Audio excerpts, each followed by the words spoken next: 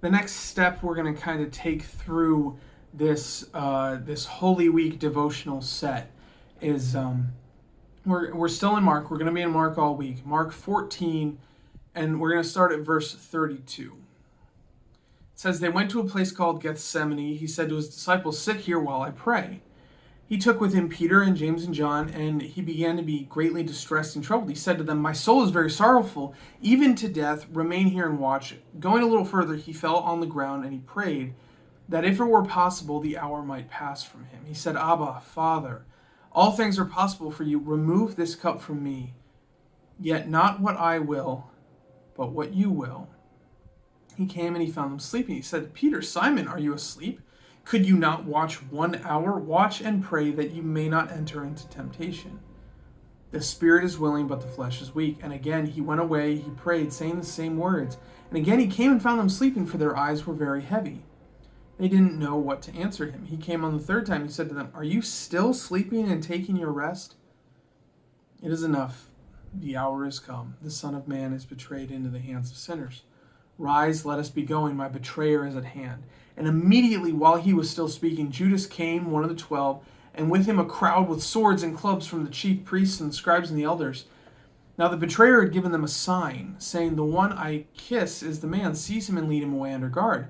And when he came, he went up to Jesus at once, and he said, 'Rabbi,' and he kissed him.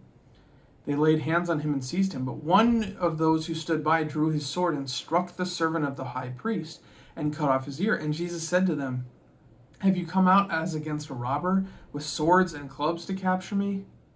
Day after day I was with you in the temple teaching, and you did not seize me. But let the scriptures be fulfilled.'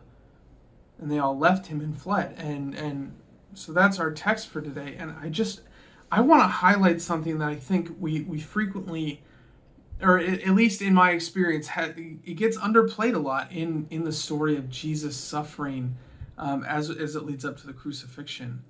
Because we focus a lot on the physical suffering he went through, right?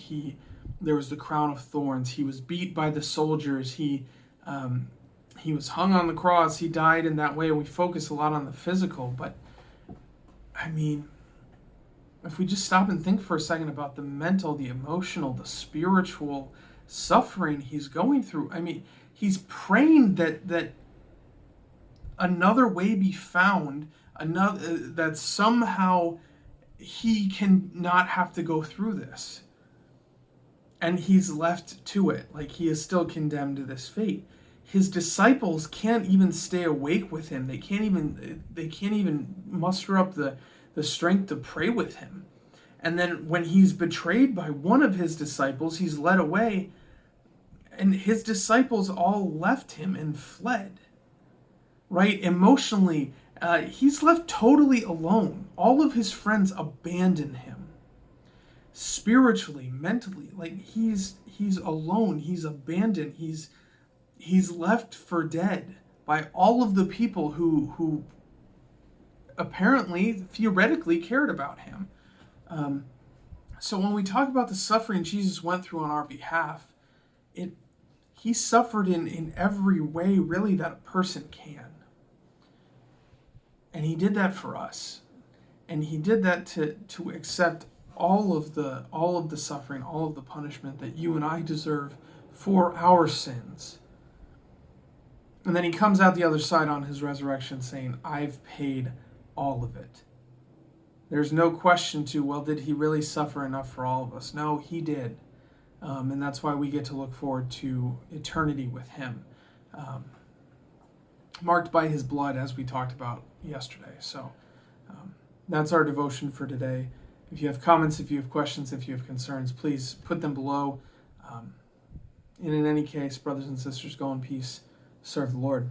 Thanks be to God.